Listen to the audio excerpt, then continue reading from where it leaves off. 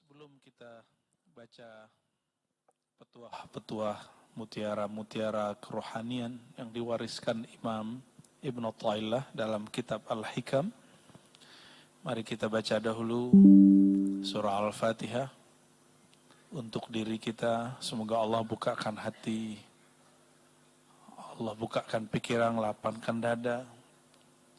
Seandainya pun ada perbedaan faham itu tidak membuat perbedaan hati. Ya. Lalu kita kirimkan untuk baginda Nabi Muhammad SAW dan pengarang kitab ini, orang-orang tua kita, orang-orang yang berjasa di negeri ini. Al-Fatihah. A'udzubillahi minasyaitonir rajim. Bismillahirrahmanirrahim. Alhamdulillahi rabbil alamin arrahmanir rahim. Iyyaka na'budu wa iyyaka nasta'in. Shiratal ladzina an'amta 'alaihim ghairil maghdubi 'alaihim waladdallin. Amin.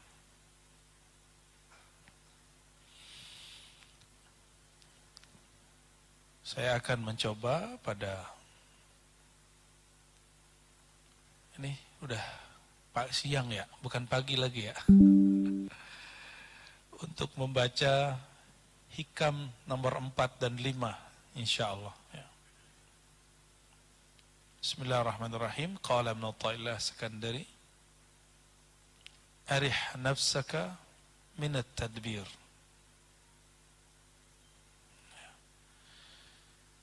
Arih nafsak. Ini dia. Ini kunci supaya pikiran tidak tertekan. Kalau bekerja itu happy, having fun. Beliau lagi kasih kunci. Hidup itu supaya menikmati bagaimana? Ya. Kalau Allah mengatakan, innamal hayatud dunya la'ibun wa lahwun. Hidup di dunia itu hanya la'ib, main, lahwun, bersenda gurau. Itu bahasa lainnya apa? Hidup di dunia ini main-main. Kalau permainan asik nggak? Asik nggak sama permainan? Bersenda gurau, duduk di kafe, duduk di rumah makan, ngopi-ngopi, duduk di villa, ada pemandangan. Asik. Allah itu menggambarkan dunia seindah itu. Tapi dunia ini hanya main-main. Kalau main-main berarti nggak sungguhan. Nggak ada yang sungguhan.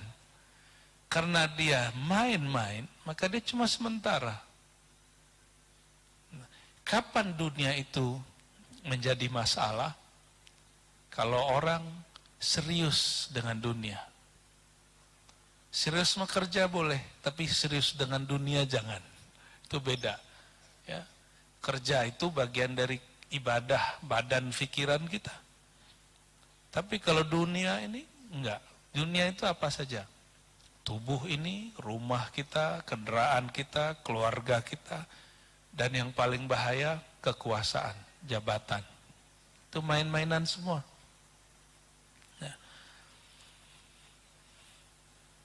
Lalu beliau mengatakan, arih, rehatkan. Roh, sudah jadi bahasa Indonesia, roha, rehat. Rehat itu bukan bahasa Indonesia. Rehat itu bahasa Arab. Arih nafsak. Jadi coba perhatikan, yang direhatkan nafsu, bukan qalb. Rehatkanlah nafsu. Jiwamu, dirimu, ego. Nah, yang sulit kita urus itu ego, itu nafsu, kedirian kita. Dari apa? Daripada tadbir. Tadbir sudah jadi bahasa Indonesia juga, bahasa Melayu, mengatur. Yang bukan kita yang mengaturnya.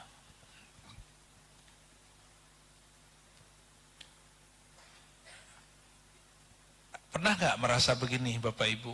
Saya yang kerja, kok dia yang dapat? Pernah nggak? Nah itu orang yang mikir begitu, berarti dia memikirkan yang Allah sudah atur. Ujian itu nggak hanya sakit.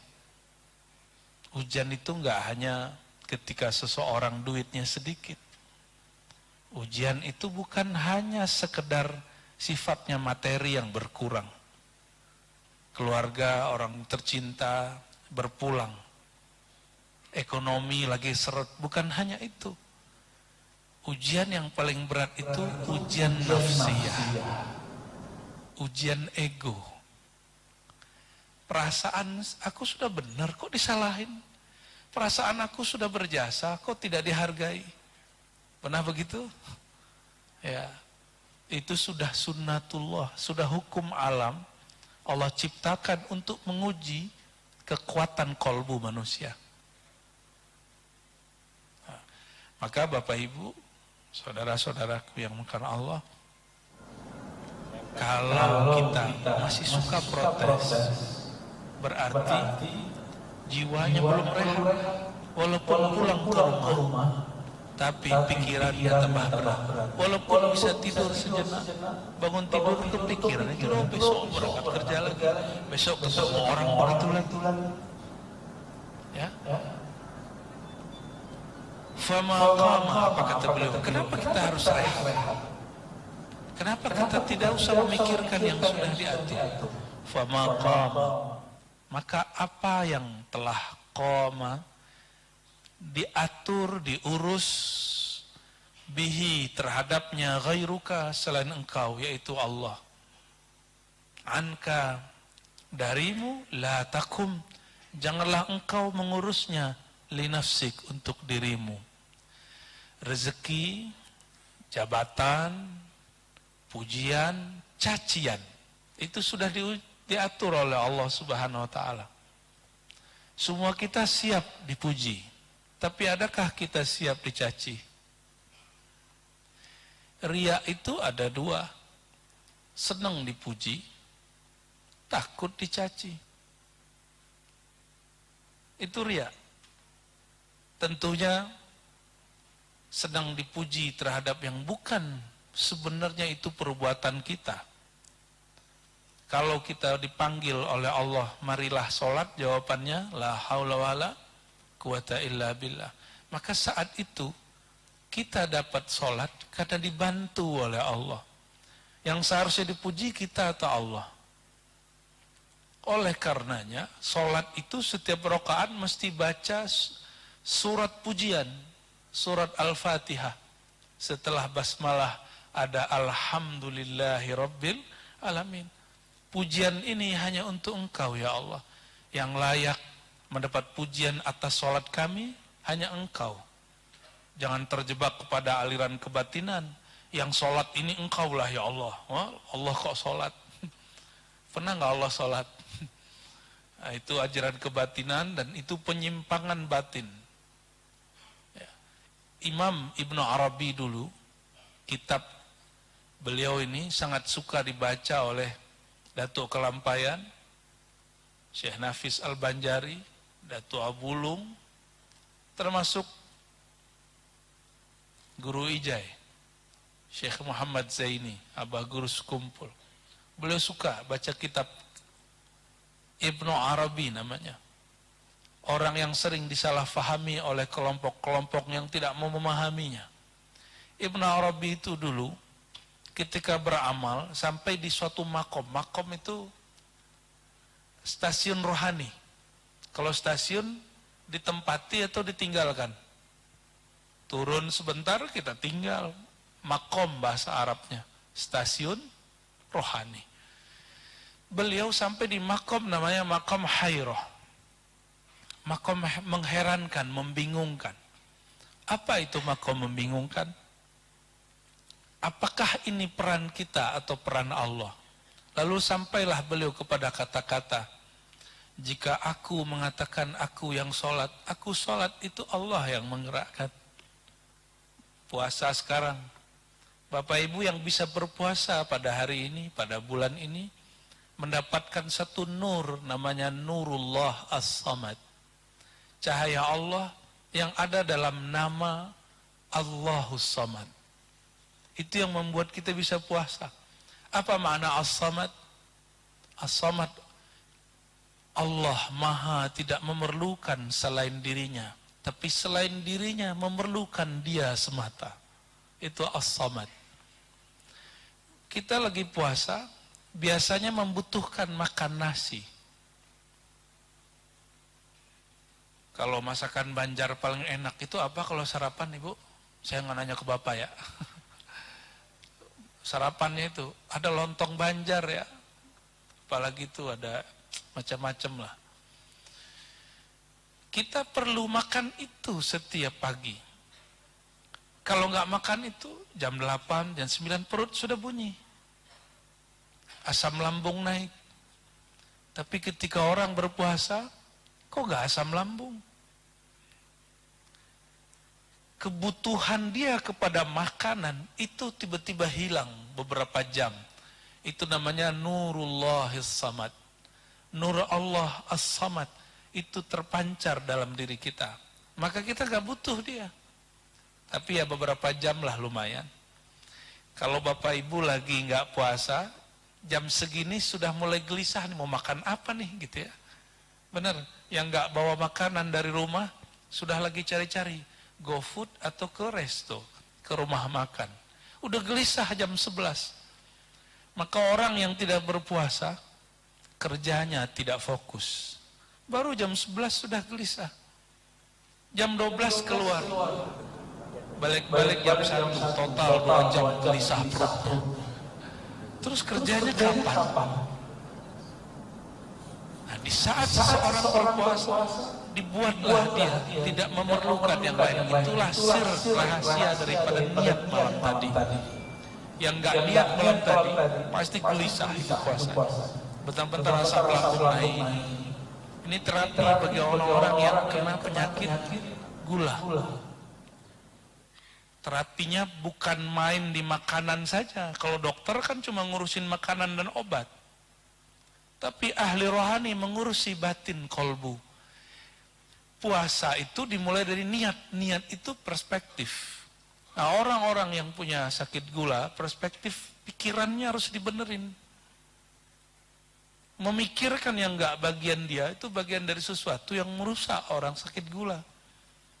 Dia enggak dapat Nurullahis Samad. Nanti bagaimana? Nanti bagaimana? Nanti bagaimana? Setiap kali mikir begitu, Bapak Ibu asam lambungnya naik. Coba tanya sama dokter ini. Ibu saya kan bertahun-tahun menanggung ya sakit gula. Jadi saya tahu persis.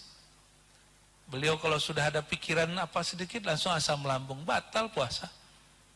Ya, kayaknya modus nih hari ini nih. Asam lambung gitu.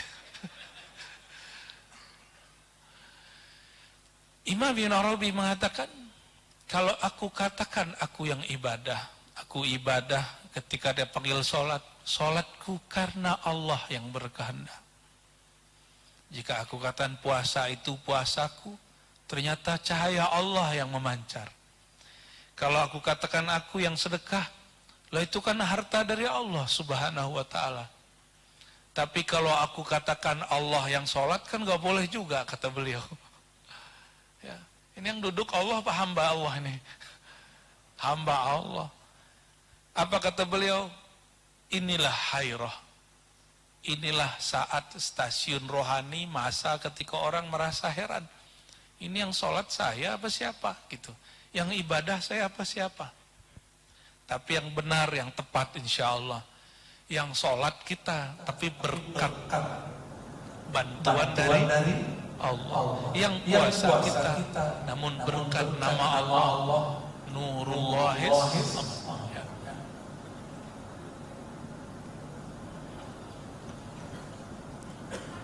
Jadi sederhananya kalimat di hikam nomor 4 ini. Yang Allah sudah atur, kamu jangan atur. Yang Allah tetapkan itu mainan, jangan kamu serius. Yang Allah tetapkan tidak abadi, jangan kamu ingin berlama-lama. Maka siapapun hari ini, bulan ini, tahun ini punya jabatan baru, jangan terlalu serius, Pak. Ya, jangan terlalu menghayati. Nanti lagi asik-asik dipindah. Ya, lagi cinta-cintanya diputus. Ternyata patah hati itu tidak hanya dari kekasih bernama laki atau perempuan, tapi patah hati karena jabatan diambil itu lebih parah. Ya. Paman sudah datang, udah bangun paman. Alhamdulillahilladzi ahyana ba'da ma amatana wa ilaihin nusyur. Allahumma shalli ala sayyidina Muhammad. Bahkan apakah Bapak Ibu akan selama-lamanya sampai meninggal bersama dengan kekasih yang hari ini, pasangan hari ini? Itu Allah yang atur, bukan kita yang atur. Seorang pasangan kalau terlalu cemburu, apa yang terjadi? Dicuriga terus pasangannya keluar rumah. Ya, stres Bapak Ibu. Ngeliat handphone, curiga terus. Sampai kapan begitu? Yang menjaga pasangan kita bukan kita, yang jaga dia Allah. Maka Bapak Ibu ketika bekerja pagi hari, kita serahkan pasangan kita, anak kita kepada Allah, jangan urus dia. Kalau sudah begitu, kita urus yang diperintahkan, memberikan nafkah, memberikan pengajaran yang terbaik, memberikan perhatian semaksimal mungkin. Di luar itu kita serahkan kepada Allah Subhanahu wa taala. Yang biasa cemburu laki apa perempuan? Perempuan, enggak juga. Bapak-bapak ini cemburu juga gila kok. Bisa ngelabrak macam-macam kalau bapak-bapak ini cemburu ya. Apalagi mohon maaf, orang laki suka sama laki, cemburunya lebih gawat. Yang indah itu cemburunya perempuan. Ini anugerah bapak-bapak, ini rahasia kita ya. Ibu-ibu nggak usah dengar. Kalau bapak itu pasangannya cemburu, bapak siap-siap bahagia. Berarti pasangan kita sayang sekali dengan kita. Kalau saking sayangnya itu, kita lupa, dan dia lupa juga. Sayang itu sayang aja, mengenai nasib itu urusan Allah. Suatu kali baginda Rasulullah SAW, beliau megang dadanya, ya Allah, hadza fima amlik. Istri Rasulullah berapa ibu? Saya nanyanya sekarang ke ibu-ibu. Istrinya Rasulullah berapa? 13. Cerai dua. Itu cerai dua dikerjain Sayyidatuna Aisyah. Ada seorang perempuan diberikan pendidikan pranikah oleh Sayyidah Aisyah. Sayyidah Aisyah ini cemburunya lucu juga ya. Apa kata dia? Neng, adek, kalau kamu nanti nikah dengan suamiku Rasulullah, ya, kamu tuh orang baru ya.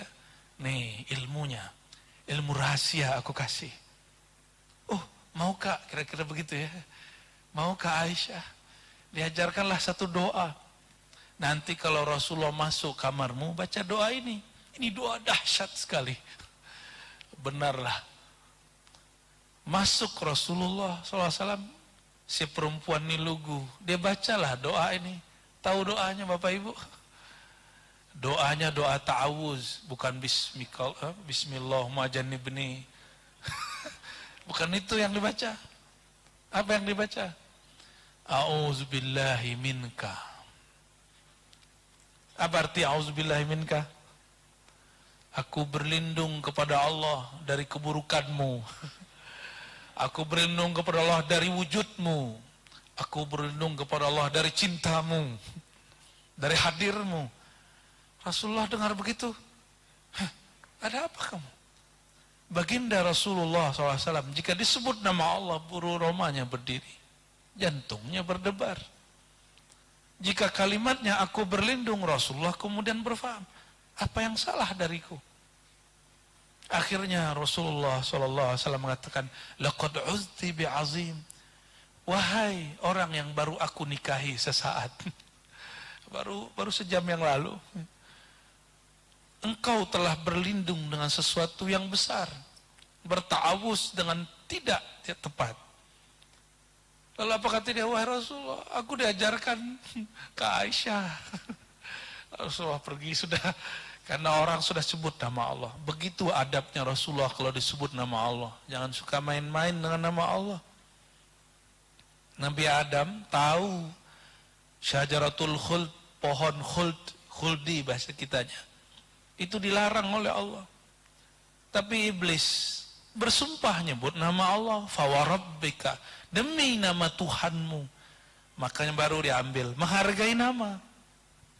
Nabi Adam gak mungkin tergelincir cuma karena digoda. Tapi pasti ada kelemahannya. Kelemahan itu bukan kelemahan, tapi itu adalah kunci-kunci di dalam kolbu Rasulullah, Nabiullah. Keluar Nabi, cerai, sisa 12. Satu lagi saya lupa kisahnya. Sisa 11. 11 istri Rasulullah. Apa kata beliau? Ya Allah, aku sudah berusaha adil. Secara materi dan waktu aku adil ya Allah. Tapi hati ini hanya Engkau yang tahu. Maka ibu-ibu, mohon maaf, jangan minta keadilan kolbu. Kolbunya laki-laki hanya untuk Allah. Kolbunya laki-laki hanya untuk Allah. Kenapa? Ada sebuah ungkapan yang sering dibaca oleh orang-orang Banjar dulu. Qalbul mu'min baitullah. Apa artinya? Qalbul mu'min baitullah. Kolbunya orang beriman tempat mengingat Allah. Baitullah. Bukan tempat mengingat pasangan. Oleh karenanya Bapak Ibu, apapun jabatannya, siang ini, gak tahu besok berganti, atau besoknya lagi, bulan kapan lagi, itu jangan terlalu serius. Serius itu satu, kepikiran, kedua, terasa. Sedangkan Allah mengatakan dunia itu cuma main-main. Jabatan Bapak Ibu dunia, popularitas itu dunia. Kalau orang kerja, ada kerjanya yang disukai, ada yang tidak disukai. Ada like, ada dislike juga ternyata orang kerja itu. Kalau orang viral begitu juga. Artis, dai-dai yang Allah masyhurkan. Kalau dia serius dengan popularitasnya, habislah kolbu mereka. Berarti mereka bukan Abdullah, Abdus Syuhrah, hamba popularitas. Orang kalau sudah menghambakan dirinya pada dunia, apa kata Allah, kata Rasulullah, ta'iba abdud dinar, akan sengsara, akan lelah pikiran orang yang menyembah dunia, yang menghambakan dirinya untuk popularitas, untuk pekerjaan. Ini kalau Bapak Ibu tiap hari ini mikirin, kredit ini, rumah ini, belum mobilnya, aduh pusing, sudah anak nanti bayar, aduh pusing.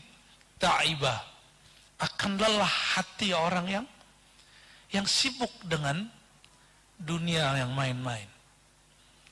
Saya mau tanya lagi, kalau kita diajak main-main, itu asik atau enggak asik? Kalau diajak nge-game, itu pakai hati atau cukup sedikit saja pakai pikiran? Seandainya main game nih, Bapak Ibu ada game di handphonenya, jangan-jangan wajah-wajah sudah ubanan ini masih main game ini. Ya. Anak-anak kita main game. Beda gamenya ya. Anak-anak gamenya di handphone. Kalau paman, gamenya sekalsel.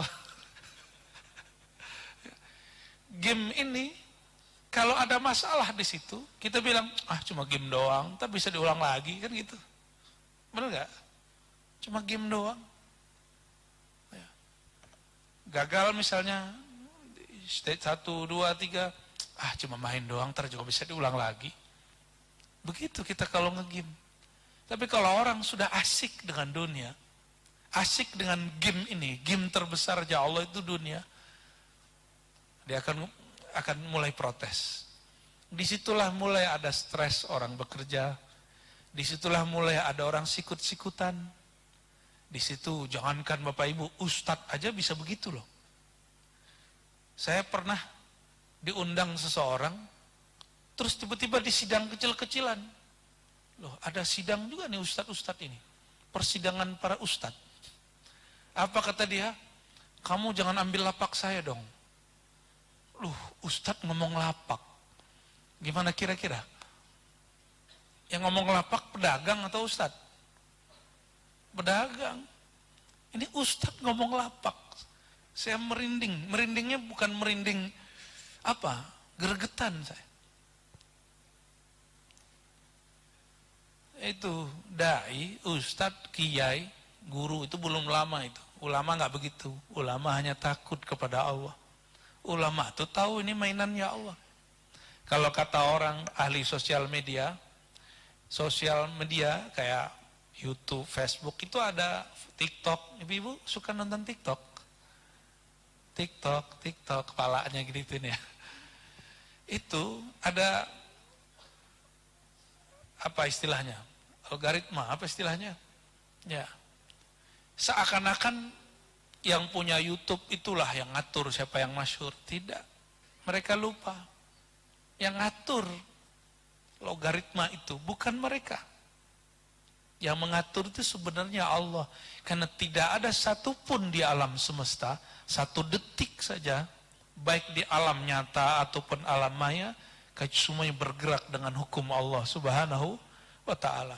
Maka tidak ada pemimpin yang Allah masyhurkan, pemimpin yang Allah kemudian hinakan, ustadz, tokoh, artis yang Allah masyhurkan, atau yang tidak Allah masyhurkan. Kecuali itu Allah sedang ingin bermain-main dengan dunia. Allah itu namanya dua dalam bab ini. Huwal awwalu wal akhiru wal zahiru wal batin.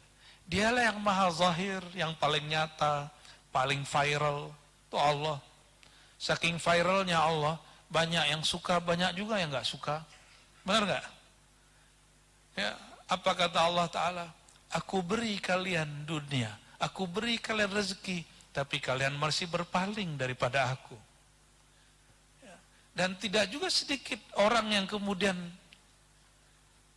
durhaka kepada Allah, bahkan tidak menyembah Allah, bahkan sering ngomong. Pernah nggak Bapak Ibu ngomong Allah tidak adil, Tuhan tidak adil? Ada yang ngomong begitu? Syahadatnya ulang lagi ya.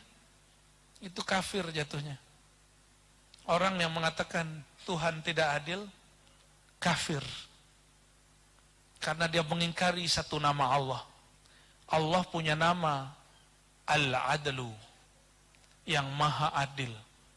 Kata Imam Ahlus Sunnah, imam kita Abul Hasan Al-Asy'ari, apa kata beliau? Imam yang diikuti oleh Dato' Kelampayan akidahnya. Jangan minta adilnya Allah. Allah kalau adil, maka ditimbanglah buruk kalian dan baik kalian. Ditimbanglah amal soleh dan amal tidak soleh kalian. Coba Bapak Ibu timbang, 24 jam kita hidup, beramal solehnya sampaikah 12 jam? Sampai?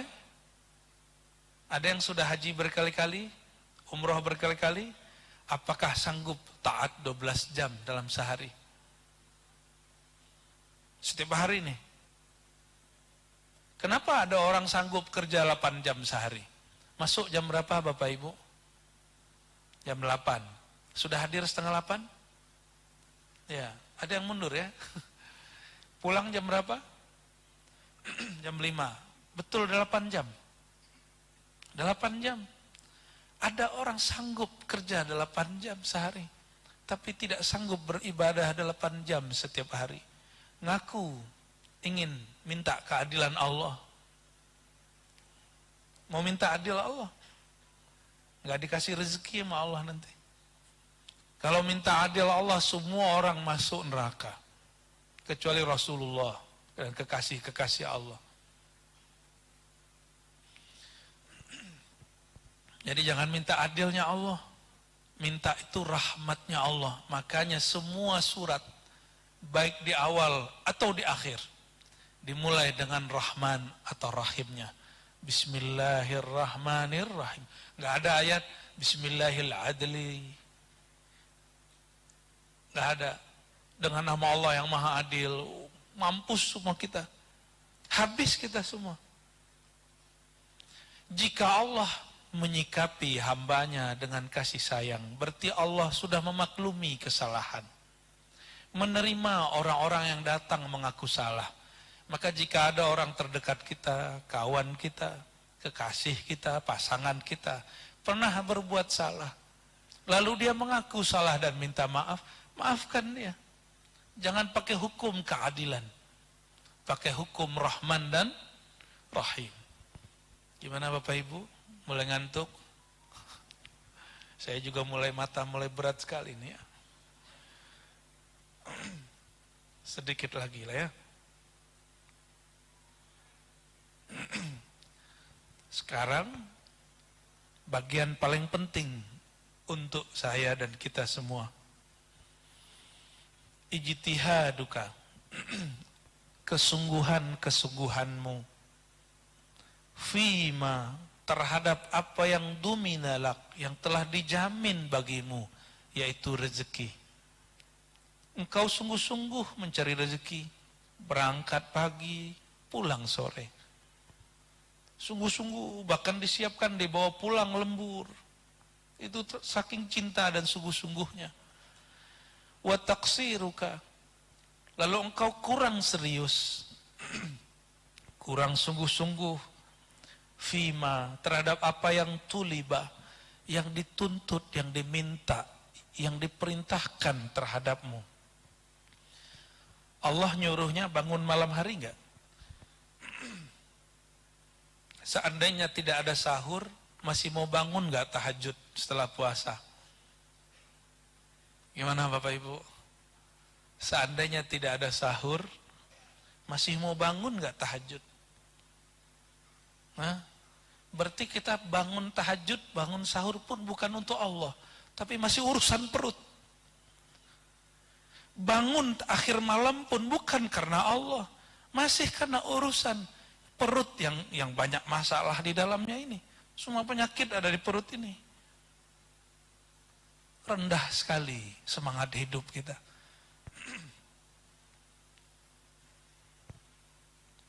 Engkau sungguh-sungguh terhadap yang Allah sudah jamin, sampai ke bawah pikiran, sampai diwirid-wiridkan, supaya dipromosikan jadi ini, wirid itu, ya. Dan ternyata ada ustadz yang megang lapak ini, ustadz megang lapak wiridan supaya naik pangkat.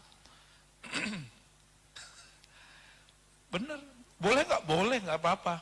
Cuma saya tidak menganjurkan itu banyak-banyak. Ustadznya nggak usah banyak-banyak begitu. Ada juga wirid menarik rezeki. Lo ustadz yang ngajarin zikir itu kere, tahu? Dia kok malah pakai tarif? Berarti doa dia belum mujarab.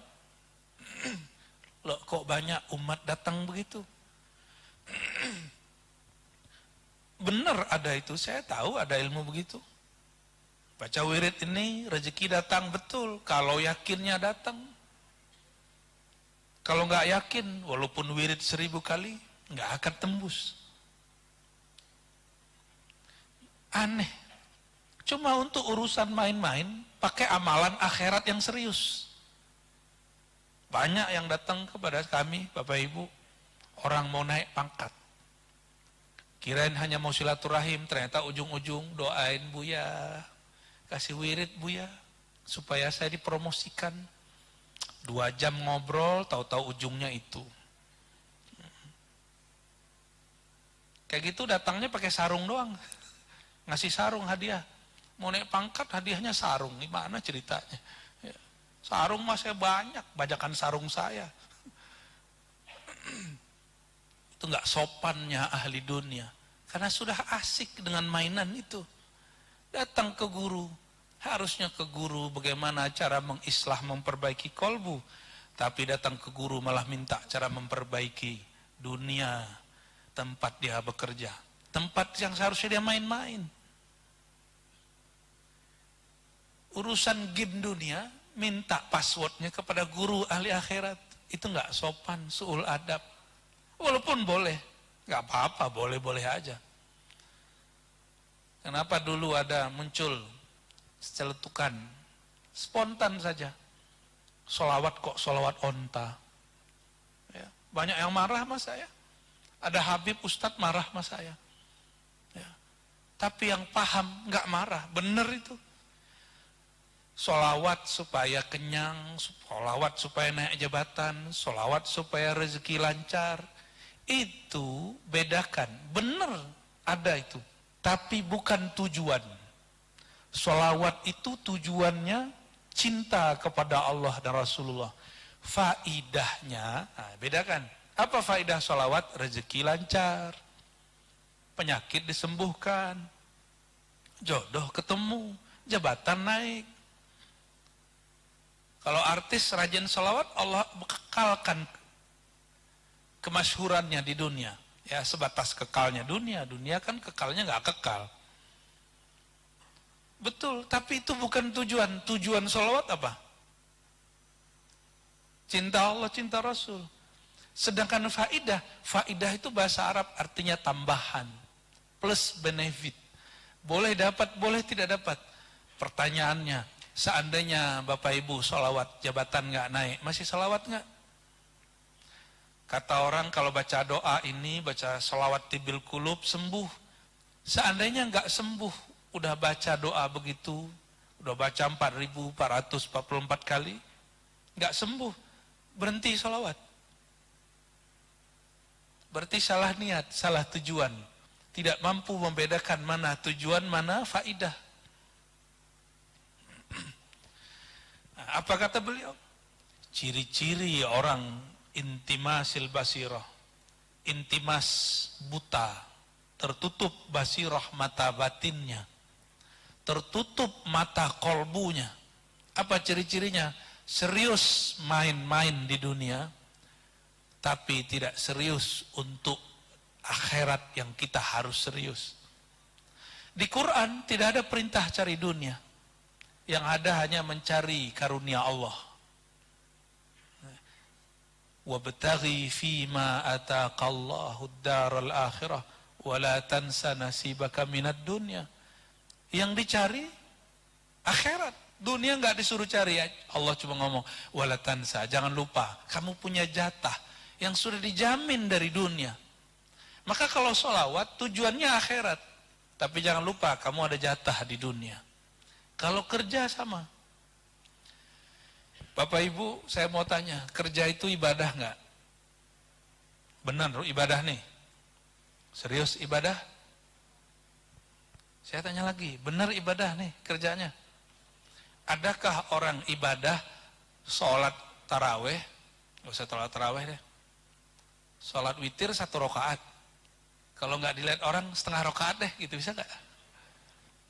Korupsi dalam sholat bisa nggak mungkin.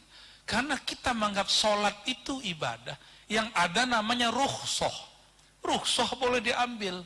Korupsi dalam sholat nggak boleh. Ngambil yang bukan hak nggak boleh. Tidak melakukan tugas sepenuhnya nggak boleh, kecuali ngambil keringanan. Ada beda antara mengambil rukhsah dengan nipu Allah dalam sholat. Gak ada yang ngelihat nih, subuh ini istri pun gak lihat lagi tidur. Ya udahlah saya sholat subuhnya 1 rakaat aja. Bisa gitu nggak? Nggak bisa. Karena Bapak Ibu nganggap sholat subuh itu ibadah dan pakai niat. Nah ini kata kuncinya. Karena ibadah itu pakai niat, ibadah sholat kita nggak berani nambahin ngurangi. Masalahnya Bapak Ibu kerja itu niat nggak? Berniat nggak aku niat bekerja di kantorku karena ingin memakmurkan negerinya Allah,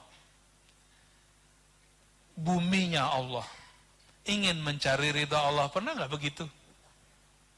Nggak pernah ya? Kita selalu niat hanya untuk sholat, itu pun dibid'ahkan kawan. Nggak boleh baca usoli.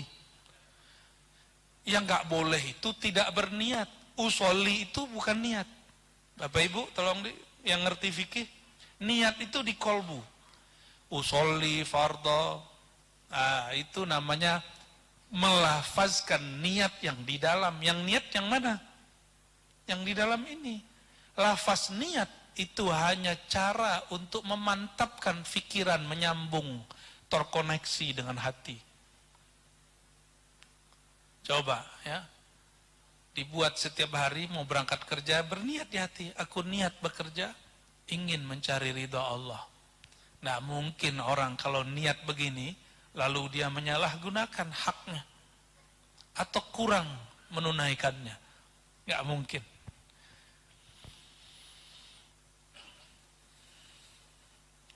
Maka berdasarkan hikmah ini, hikam dari Ibnu Athaillah ini, saya juga disindir, Bapak Ibu juga disindir. Saya tidak boleh berdakwah lalu bikin tarif net gitu. Nggak boleh. Jadi kalau ngundang saya harus sekian, itu nggak boleh. Itu berarti sudah serius terhadap yang main-main. Nggak boleh. Itu kalau saya punya adab, dan itu berat loh Pak adabnya. Berat. Tapi kalau sudah dijalani, ternyata indah sekali. Indah sekali.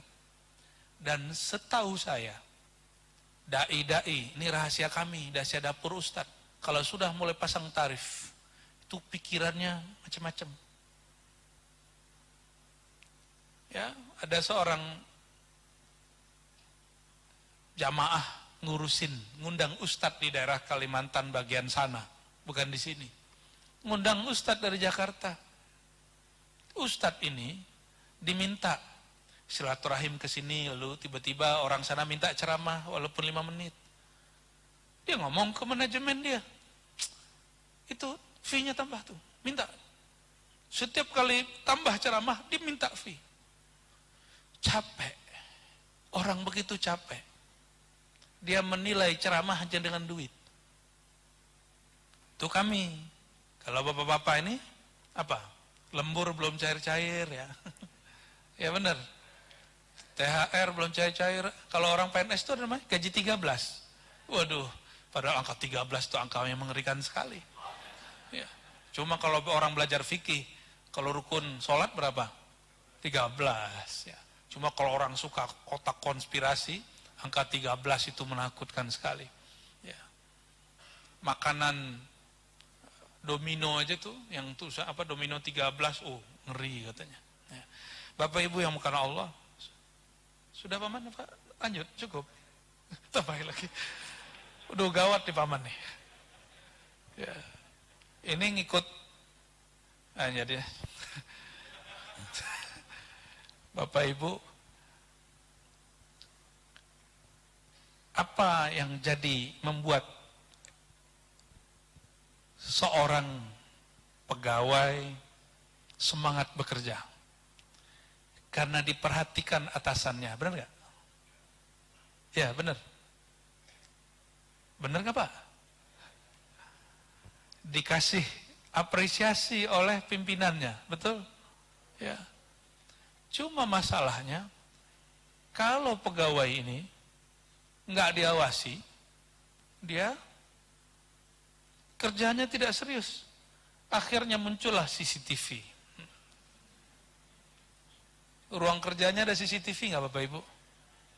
Oh Alhamdulillah, kalau di Jakarta hampir semua pakai CCTV.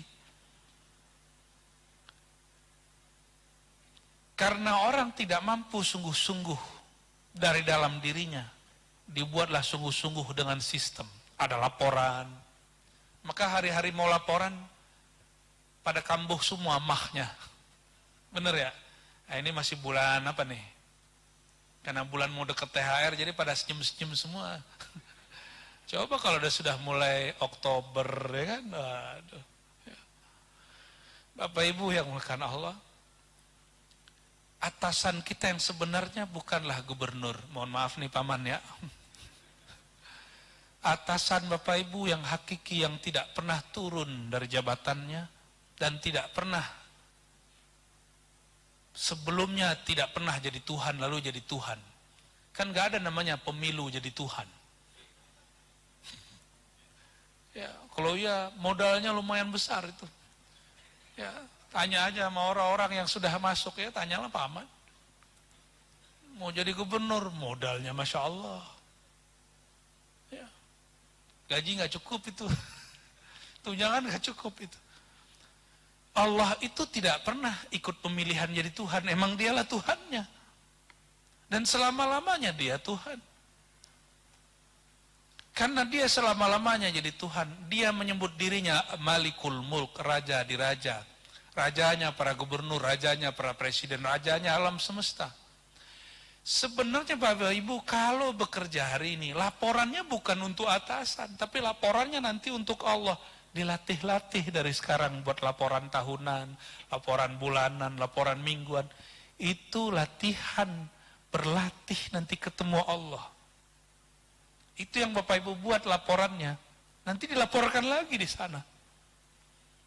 Kalau panjang umur, malam tadi kita buat apa? Jalan pulang ke 8. Nah itu bagian jalan pulang ke 10, ke 9. Itu ke 10 itu. Ya. Yang ke 10 babnya, hisab dan mizan.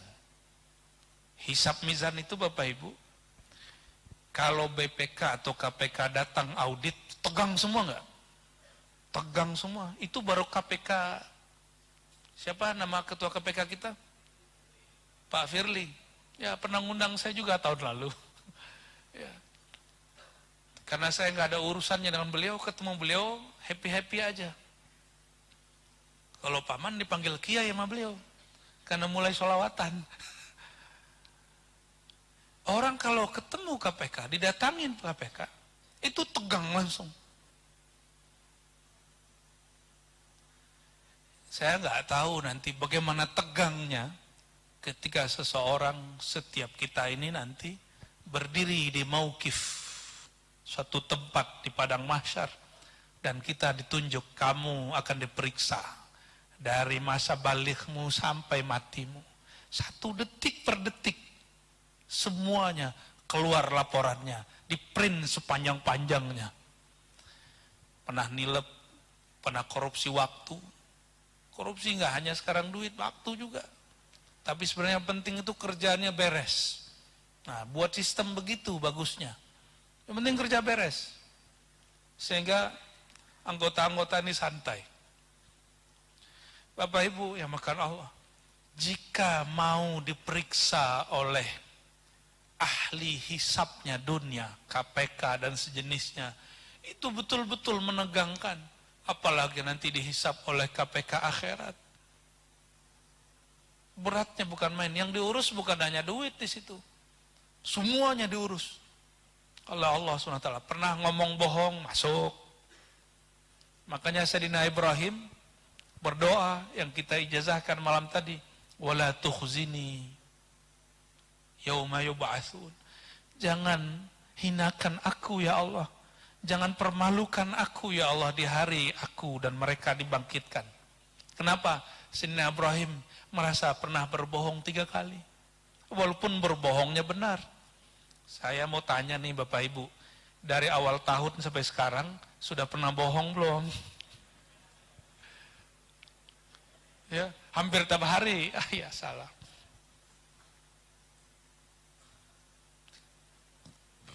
Kita paling pantas baca doa yang kami ajarkan malam tadi itu. Doa Nabi Ibrahim.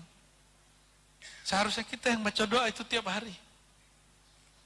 Karena kita hampir tiap hari ada aja yang ngelesnya. Jadi Nabi Ibrahim itu bohongnya bohong ngeles. Bukan bohong yang asli, hakiki, tidak.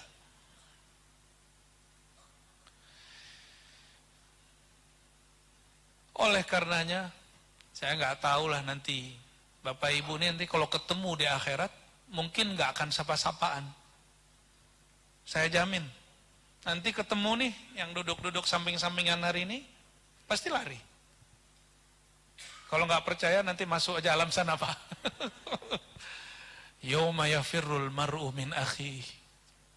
Orang-orang akan lari dari saudaranya, lari dari temannya, takut ditagih.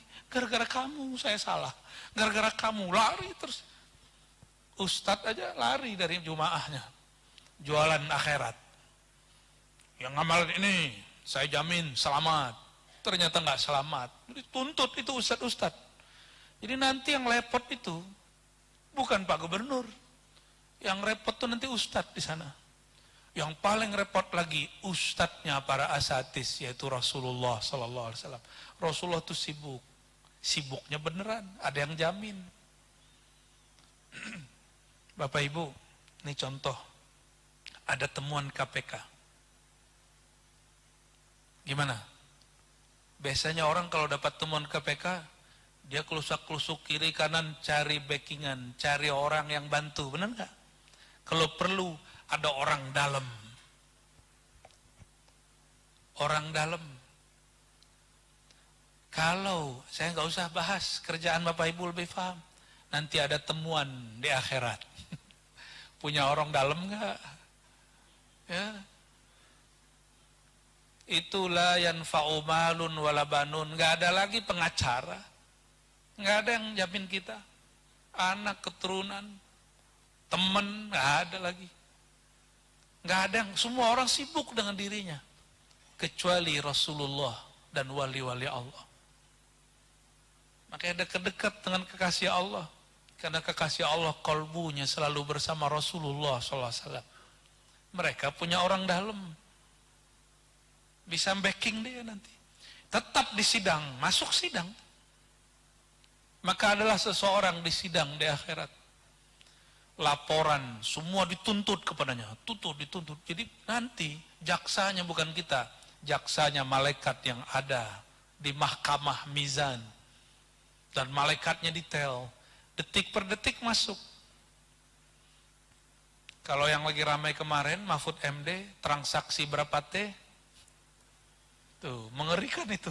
Ya, itu mengerikan sekali.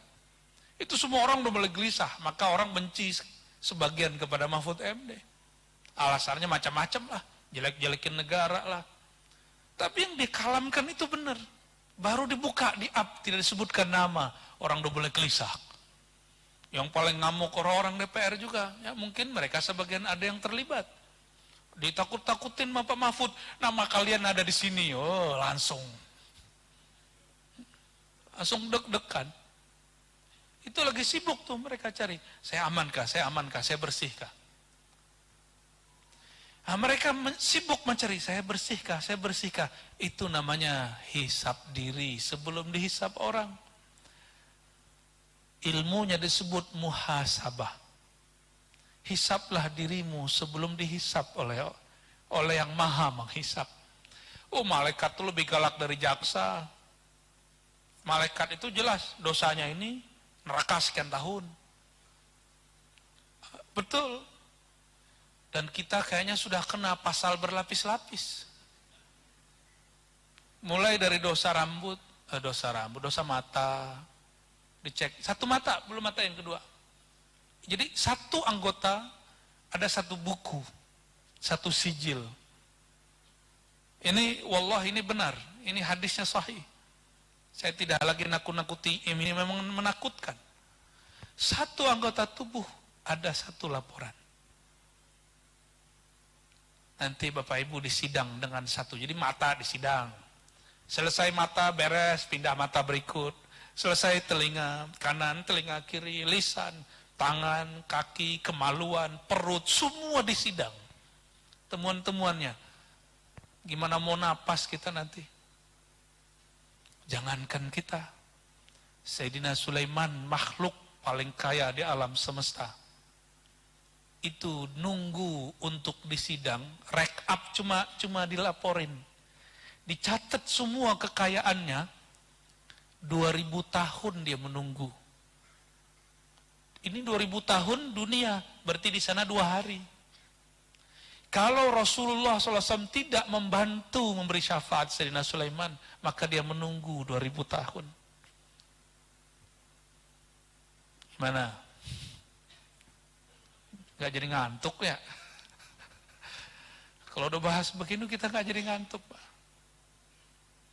Sebelum dihisap di sana, nikmati jika ada orang audit kita. Nggak usah marah-marah. Nggak usah buat laporan palsu. Ya, mulai dari sekarang belajar jujur apa adanya. Ya, belajar jujur apa adanya. Itulah keberhasilan hasibu qoblaan tuhasabu. Engkau menghisap dirimu sebelum engkau betul-betul dihisap. Bapak Ibu yang bukan Allah,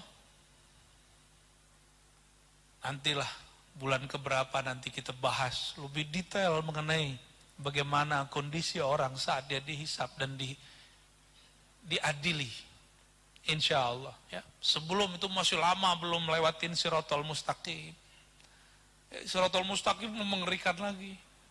Nanti udah lewat Shiratal Mustaqim, antri lagi depan surga. Panjang. Perjalanan ini masih panjang. Ya, bukan lagu Ebit GAD, Pak. Ya. Allahumma sholli ala sayyidina Muhammad. Udah, Paman. Ya, saya udah nakut-nakutin orang Kalsel ini. Ya. Mohon maaf ya, tidak ada maksud. Tapi hikam bercara seperti itu. Al-Hikam Ibnu Athaillah, beliau ini rohaninya. Wafatnya 709, tapi sampai 1444. Didikannya masih terasa bagi kita. Maka Bapak Ibu yang karena Allah, mari kita sama-sama perbaiki diri. Saya pun juga sedang belajar memperbaiki diri. Kami yang mengatakan ini bukanlah orang suci. Ya, yang suci hanya Rasulullah Sallallahu Alaihi Wasallam. Guru-guru bukan Nabi. Guru-guru pengikut Nabi. Guru-guru pasti juga ada kesalahannya. Semoga Allah menutupi kesalahan kita semua. Nah, ada satu doa, coba ikuti. Allahumma ustur auratina. Ya Sattar, Ya Sattar, Ya Sattar. Ya Allah, aib kami sangatlah banyak. Dosa kami, ada yang kami sadari, ada yang tidak kami sadari. Dosa mata, dosa telinga, dosa lisan, dosa tangan, kaki, kemaluan, dosa kolbu, dosa hati yang merasa suci, dosa hati yang merasa lebih baik, dosa pikiran, angan-angan yang panjang, dosa hati berprasangka buruk kepada selain Engkau, ya Allah. Ustur auratina, ya Allah, Engkau tahu semua track record kami. Engkau maha tahu semua keburukan kami. Hanya Engkaulah ya Allah yang mampu menutupinya ya Allah. Fastur auratina, maka tutuplah aib kami dari pandanganmu ya Allah. Jika Engkau telah menutupnya ya Allah, pasti makhlukmu juga tidak dapat melihat ya Allah. Jika Engkau telah menghapusnya ya Allah, tentu makhlukmu juga tidak akan memandangnya ya Allah. Baca lagi sama-sama. Allahumma ustur auratina, Ya Sattar, Ya Sattar. Wahai yang maha menutupi aib kami.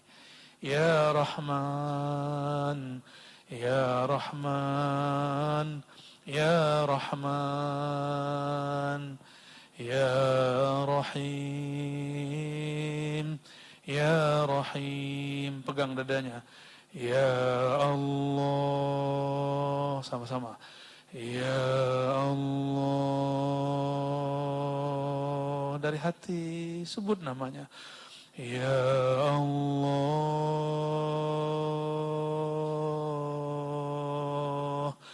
Ya Allah. Allahumma ya Allah, terakhir kami memohon ya Allah. Engkau mengatakan kepada Sayyidina Musa, namamu lebih berat dari langit dan bumi. Ya Allah, dosa kami sepenuh bumi, sepenuh setinggi langit. Maka ya Allah, dengan namamu ini ya Allah, beratkan timbangan kebaikan kami, hapuskan timbangan keburukan kami, beratkan kolbu kami, tubuh kami, jiwa kami dengan nama Engkau ya Allah, ya Allah, ya Allah. Allahumma salli ala sayyidina Muhammad wa ala sayyidina Muhammad. Rabbana atina fid dunya hasanah wa fil akhirati hasanah wa qina adzabannar. Walhamdulillahi rabbil alamin. Subhanakallahumma wa bihamdika asyhadu an la ilaha illa anta astaghfiruka wa atubu ilaik. Assalamualaikum warahmatullahi wabarakatuh.